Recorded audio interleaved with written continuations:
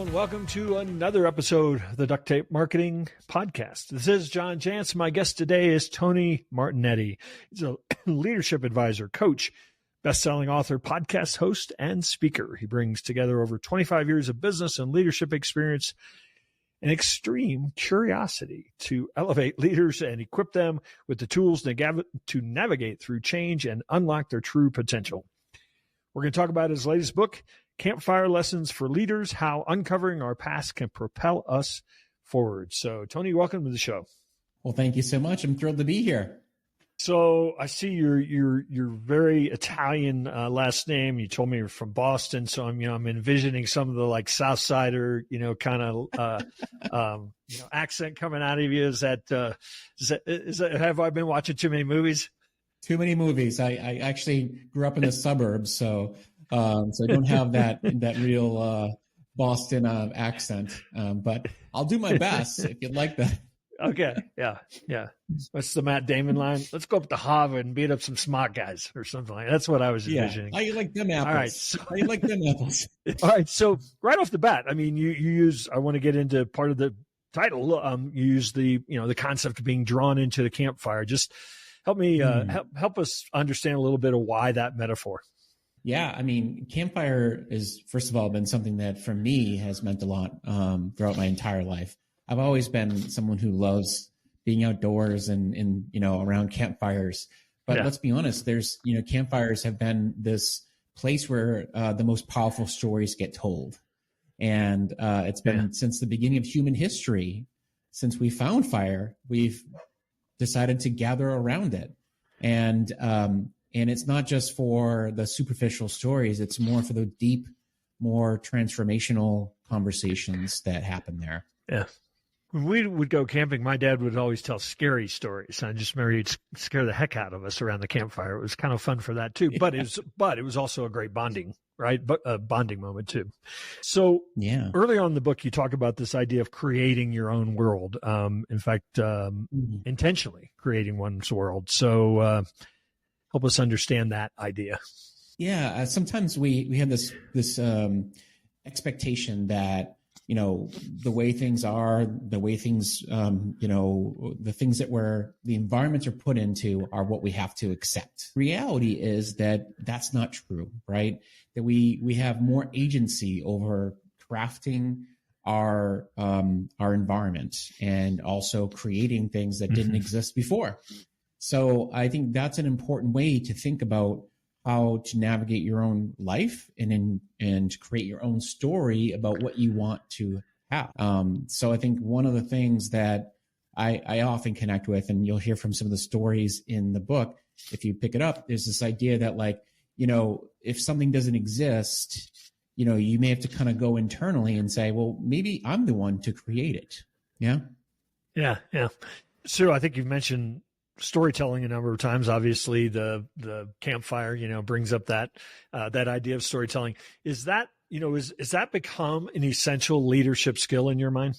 Yeah. I mean, I think that we, and sometimes it's people, they get it on the surface of this idea of like, okay, yeah, we need to be able to tell stories in order to pitch to investors and such and such and such. Right. But then they lose the idea that storytelling has to be ingrained in everything we do. What's the story we're telling our employees? What are these stories that our employees are telling each other? And how are we ensuring that they're all coming from a place of wanting to ensure that we're all connected around what's real? What is the, going to drive us to a better connection? So storytelling, when done right, can get people aligned and also motivate people to move in the right direction. What do you, I mean, I know we've all experienced this, right? You go and you hear somebody, maybe a speaker at an event, and they're trying to communicate an idea or a concept, and, they end always, because it's kind of speaker training, go into some sort of story, to help illustrate the point. And I think a lot of that's just a realization that people learn better that way. I mean, is that really part of the power of storytelling, is that you can get a lot more across in a much more authentic way? Yeah. I mean, it is. But I think I want to start with something a little bit more internal first, which is that the story helps to solidify for us, the speaker, and the person who's sharing the concept. And we get it inside of us when we realize that the story we're sharing helps us to understand the concept better. And so we're able to connect with the idea on a deeper level, and therefore we're able to communicate it more effectively. So it starts with the person who's sharing the idea, and then that helps to bridge the divide, if you will, between that person who's sharing it and the person who's receiving it. Whether or not it's the same message, that is not in our control. But what is in our control is that we feel the message, and the message is then being portrayed and connected to somebody else. Yeah, and I think there's also a level of trust building that goes on in storytelling. I mean, I know when I've gone to like a website and you see, first thing you see is a video, and it's the founder talking about, what problem they were trying to solve, or, why they do what they do. And there's kind of this immediate trust that to me goes far beyond like a great marketing message, trying to sell me something. I mean, is that probably an element as well? Yeah, I mean, I'm glad you went to trust, because I think there's an element of that which is so important, is to trust that this person's intentions are coming from the right place. And when I came from an industry where I was working in biotech for a number of years, and so oftentimes you want to know, like, is this person doing it just for the money, or are they doing it because there's someone standing behind them, or a patient that they have in mind, that this is like driving them forward and saying, like, I'm doing this for my mother, I'm doing this for my child. Right. And that is what is the center, and not just in their mind, but in their heart, is what's driving them to do what they do. Yeah. One of the chapters is actually titled Disrupt Your Thinking. So do you have some examples? I know you have examples in the book, and you've done in your own podcast. That's where you've gathered some of these examples of what disruptive thinking looks like, and how we should maybe even approach that idea. It sounds sort of radical to some people, but you're not putting it out there as a radical idea as much as a practical idea. Yeah, I mean, and oftentimes we think of disruption as being this, oh gosh, we have to be like the disruptive child in the background, in the class, or it has to be this groundbreaking thing. But disruption can be a small act that then changes everything slowly over time. So I think we have to think of it that way too, because when I think about personal disruption, it's, looking at things from saying, like, I've always been doing X and I've always been seeing these results come through this. What I need to do is maybe stop what I'm doing and really reframe the whole trajectory of what I'm doing, and think about, how could I pivot and move in a different direction using what I've already known. It's completely changing the game. I think of Whitney Johnson as the person who comes to mind almost immediately, because she wrote the book about disrupting yourself. And I think she disrupted her own self by taking herself out of Wall Street and being in, doing investment banking, and then deciding to go off and become an author and, a person who helps to shape the world of personal development and growth. It's kind of an interesting concept. In marketing circles, a lot of times, a disruption is just looking at your industry and saying, well, everybody's website that is in this industry looks just like this. How could we zig and look different? So, exactly. It doesn't have to always, as you said, be so disruptive. It can just be, how can we be different? Exactly. Yeah. Think of your small act of disruption and use that as just a starting point, right? Because I know a lot of people get scared about putting up too much risk into a new move. Well, and there are some disruptions. I mean, an example I like to cite all the time is newspapers got killed by Craigslist because they weren't willing to disrupt their model.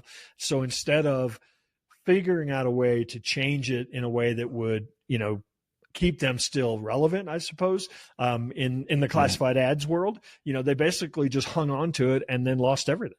Yeah. And I think that's a perfect example. This idea of, like, if you're holding on too tightly, to a story that you're telling yourself, or to a thing that you think is part of who you are.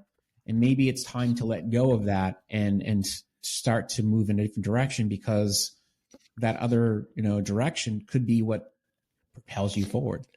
Yeah.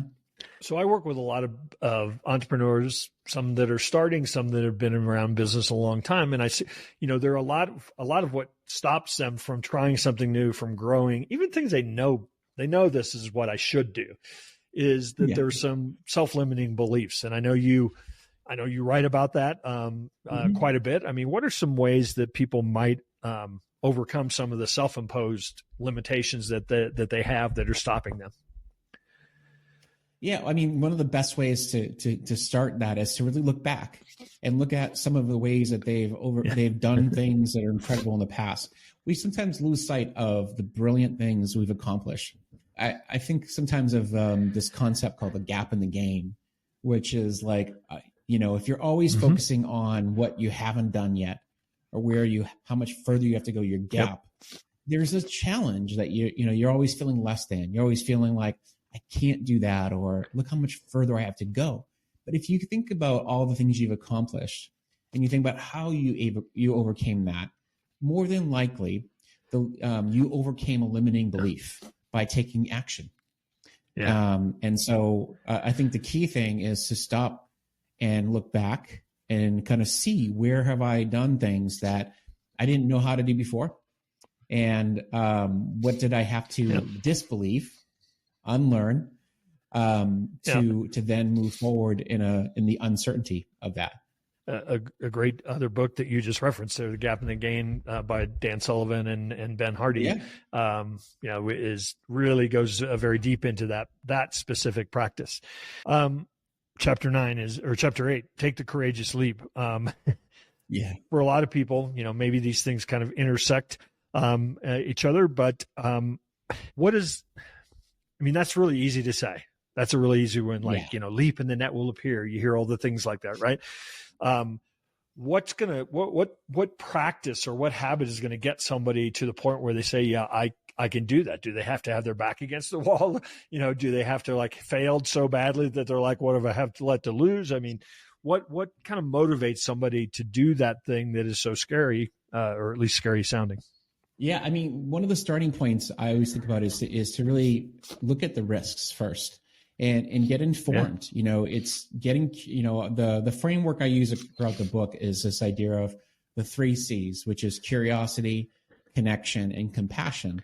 And I think if you use those 3 C's as a way to look at the landscape before you take the leap, you're trying to understand, well, what's the worst that could happen if I take this leap? What are the potential risks that I'm going to be jumping into? Is this something I can come back from? Those are the things you're looking for. Yeah. And also know that if you do leap out, what can I do to make sure that I'm supporting myself along the way? Or if I make a mistake, am I going to beat myself up about it? No. I mean, I got to be okay with making mistakes. I just had a conversation about, startups and how many failures there are out there. People only think about the ones that make it, but there's billions upon billions of startups that don't make it. And luckily, you're right. We never heard do it.